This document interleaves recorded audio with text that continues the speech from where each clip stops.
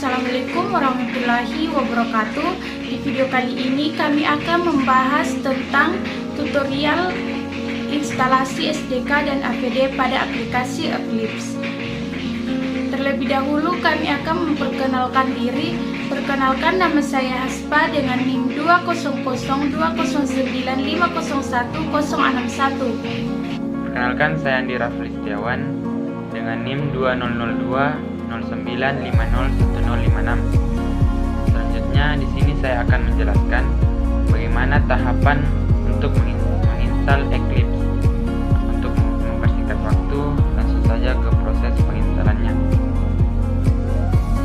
Langkah yang pertama yang kita lakukan adalah kita akan membuka atau menjalankan aplikasi yang telah di-download. Setelah terbuka, akan muncul tampilan seperti ini. Kemudian pilih Eclipse IDE for Java Developers. Setelah itu klik install. Kemudian selanjutnya klik accept now. Lalu setelah itu akan muncul tampilan installing. Maka kita harus menunggu sampai proses install selesai.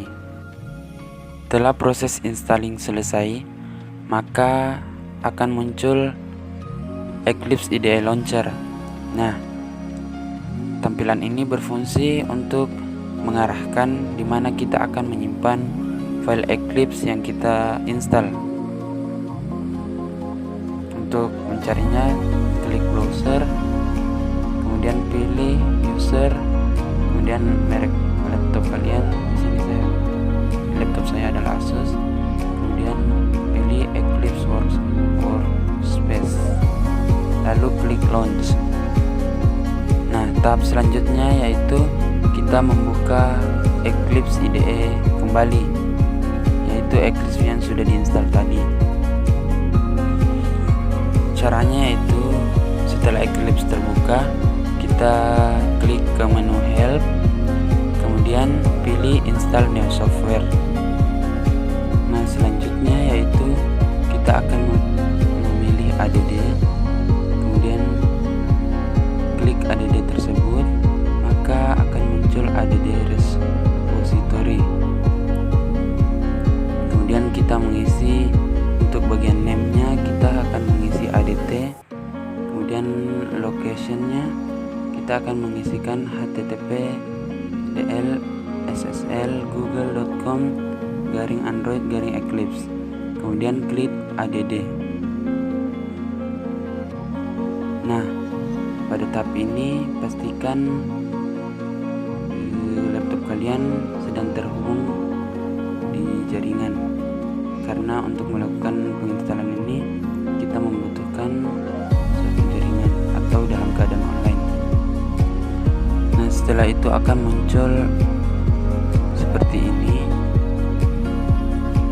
Kemudian pilih paket instalasi developer tools, centang developer tools, kemudian klik.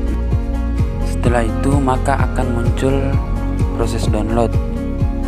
Tunggu sampai proses download selesai.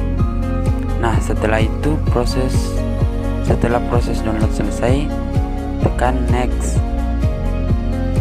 Nah, setelah itu akan muncul review license. Untuk tampilan ini kita tinggal pilih I accept the terms of the license agreements, atau artinya setuju, kemudian klik finish. Setelah icon finish diklik tadi, maka akan muncul kotak dialog installing software. Kemudian kita harus menunggu hingga proses installing tersebut selesai. Tahap selanjutnya yaitu kita akan menentukan di mana kita akan menyimpan Android SDK yang akan kita download dan diinstal. Caranya yaitu klik window, kemudian buka preference, lalu pilih tempat penyimpanan. Nah, di sini pilih partisi akuisisi, kemudian users, kemudian nama laptop kalian. Di sini laptop saya Asus. Kemudian buat sebuah file yaitu Android SDKS. Kemudian klik apply and close. Kemudian setelah proses download Android SDK telah selesai, tahap selanjutnya yang akan kita lakukan yaitu menginstal AVD atau Android Virtual Device Manager. Nah, sini caranya kita akan memilih window, kemudian pilih Android Virtual Device Manager, kemudian klik create atau yang artinya membuat AVD yang baru. Kemudian setelah proses download Android SDK telah selesai, tahap selanjutnya yang akan kita lakukan yaitu menginstal AVD atau Android Virtual Device Manager.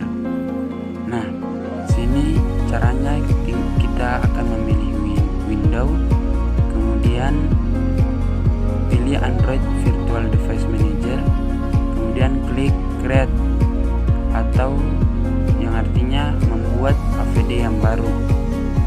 Setelah proses pembuatan AVD tadi telah selesai, klik kembali AVD yang telah dibuat tadi, kemudian klik start. Nah, di sini akan ada proses start, tunggu hingga proses starting selesai. Jika proses starting telah selesai, maka akan muncul tampilan AVD yang telah dibuat tadi.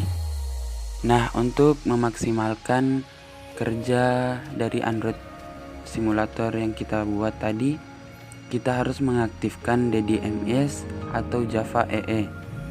Caranya yaitu klik window, kemudian pilih perspektif, kemudian open perspektif, lalu order. Nah, setelah itu akan muncul kotak dialog open perspektif seperti di bawah ini. Kita pilih DDMS, kemudian klik icon open. Setelah DDMS diaktifkan, maka pada overview akan terlihat icon DDMS seperti gambar di bawah. Nah, tahap terakhir yaitu kita membuka AVD yang dibuat tadi, kemudian kita starting dan kita lihat apakah Android emulator dapat berjalan dan digunakan sesuai keinginan kita.